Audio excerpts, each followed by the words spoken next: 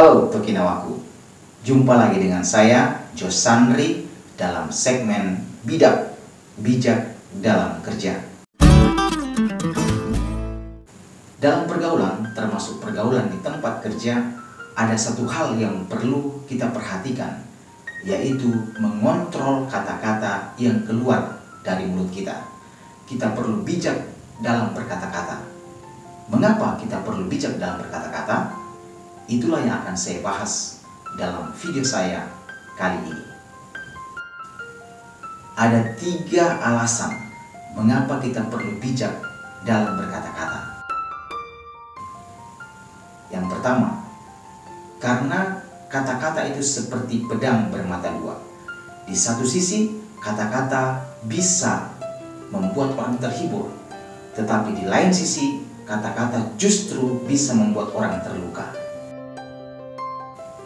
Di satu pihak, kata-kata bisa memulai perdamaian, tetapi di lain pihak, kata-kata justru bisa memicu pertikaian. Kata-kata bisa membangkitkan semangat seseorang, tetapi juga bisa melumpuhkan semangat orang tersebut. Yang kedua, bila kata-kata itu sudah keluar dari mulut kita, maka kita tidak akan bisa menariknya kembali. Ketika kata-kata itu melukai hati seseorang, maka itu akan menjadi bumerang bagi kita. Ada begitu banyak contoh dalam hidup kita di mana seseorang menjadi korban dari kata-katanya sendiri. Maka kita perlu bijak dalam berkata-kata. Ketika kita melukai seseorang karena kata-kata kita, meskipun kita sudah meminta maaf, itu tidak serta-merta membuat luka itu menjadi sembuh. Karena ketika kita melukai hati seseorang dengan kata-kata kita, kita ibaratnya menancapkan paku pada papan. Dan ketika kita meminta maaf, kita sama seperti mencabut kembali paku itu. Apakah luka yang digoreskan oleh paku itu menjadi hilang ketika paku itu dicabut? Tidak.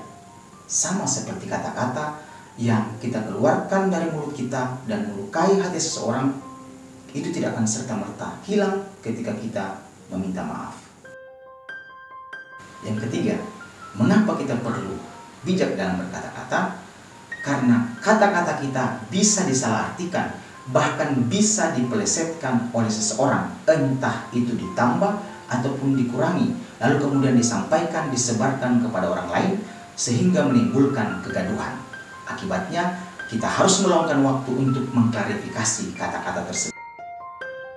Oleh karena itu, kita perlu bijak dalam berkata-kata.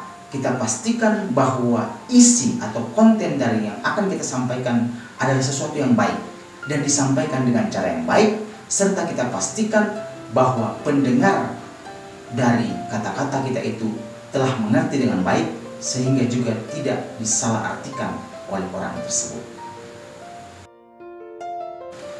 Tokinawaku sekalian, itulah 3 alasan mengapa kita perlu bijak dalam berkata-kata.